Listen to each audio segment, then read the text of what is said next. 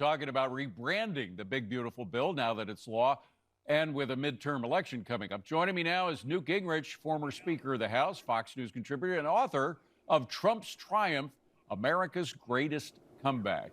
Great to see you, Mr. Speaker. Thanks for being here. The president has so much on his plate. I mean, I haven't seen a president this busy since the last time he was president, but he knows how to make a sale like no one else. Do you think he can do that because he's behind? We'll say exactly how much in a moment, but he is behind on the economic issue. Yeah, look, I think he'll be behind for a little while, but I think ultimately by next summer we will be in a boom, and it will be obvious that all the investments, all the overseas sales, all of the tax breaks, all of the deregulation, all of the cuts of wasteful spending, the cumulative effect will be pretty amazing, I think, by the summer of '26. But, you know, this bill, when you break it down, you get beyond the immediate headline, and you realize, for example, on Medicaid, it stopped paying illegal immigrants. Now, do the Democrats really want to go and campaign that they're in favor of paying illegal immigrants on Medicaid? It stops able-bodied adults who refuse to work. That's like an 80 or 90% issue for the American people. They don't want to pay adults who are capable to do nothing. The Democrats really want to be the people who block that. And when you take the bill apart and you begin to go step by step, it would have been the largest tax increase in history. So a no vote by the Democrats in the House and the Senate was in effect functionally a vote for the largest tax increase in history, which the American people deeply oppose.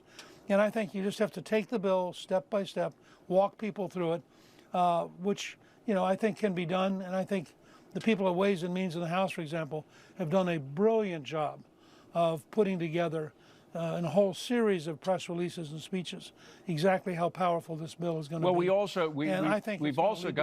we have some good news that came out today, and it continues to roll out rather slowly, but it does roll out. We got a GDP revision of 3.3% for the year. That's a big growth rate, and it's 2 points higher than it was expected to be. It was expected to be 3.1%. We had mortgage rates fall. That's going to mean a lot to people that are trying to buy a house. But these numbers are bothersome. He's still stuck with the bad approval rating on economics. I think we can put it up. The Gallup poll shows him with a 37% approval on economic policies. For his entire first presidency, he had a 52% approval rating on the economy from Gallup as well. So that's apples to apples, and it doesn't look so good. Why is it? What is it that the American public doesn't get? Look, I think the turmoil about the tariffs, where people didn't understand what he was doing, where a lot of the negotiations were in public, seemed confusing.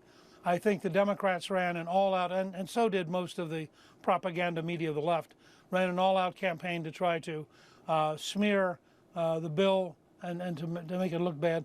But look, I just watched today as Caroline Leavitt laid out the fact that this particular weekend, people go out to drive, they're going to have the lowest gasoline price in 5 years. Now, that's real. That's an effect. Yeah. That's in people's pocketbooks. And my hunch is that by early next year, Trump's job approval on the economy will be back up where it was in his first term or higher.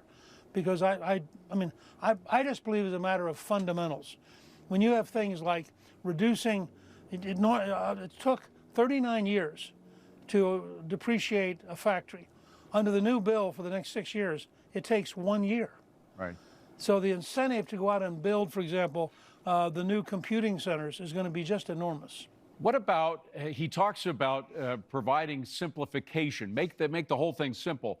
What about going back to the idea of simplifying the tax code? Maybe you have a rescission, another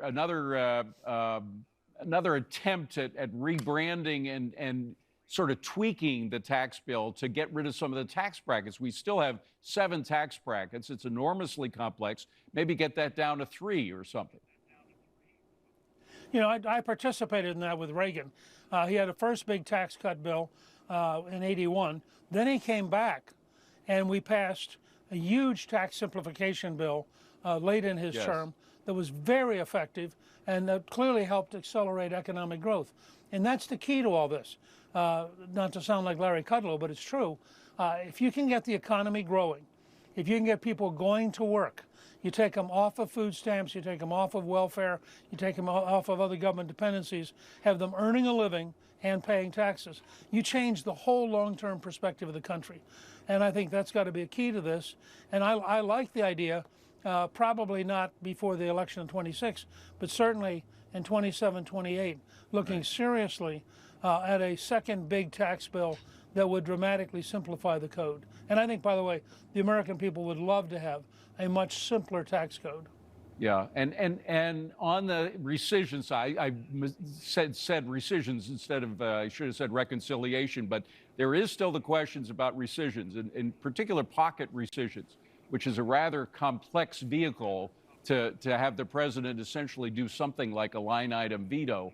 Is that still on the table? Well, I think they'll try it out and see whether or not they can get it past the Supreme Court. I also think that Speaker Johnson believes ultimately they'll maybe do one more rescission this fall and then another rescission early next year. Because as you know, under the Senate rules, the rescission is the one bill that takes 50 Republicans plus the vice president to pass it. Where they're going to have a bigger challenge is the continuing resolution if they need one. If they can't get all the appropriations bills passed in September, and then you've got to go in the Senate to getting 60 votes, and that means you somehow have to get 7 Democrats to agree to vote with you. That's going to be a much harder, bigger challenge than the rescission bill. Do Republicans hold the House in the midterms? Probably gain maybe 10 to 20 seats. Whoa. That's my guess. All right, we have you on tape. Newt Gingrich, great to see you. Thank you so much for being here. Appreciate it. Thank you.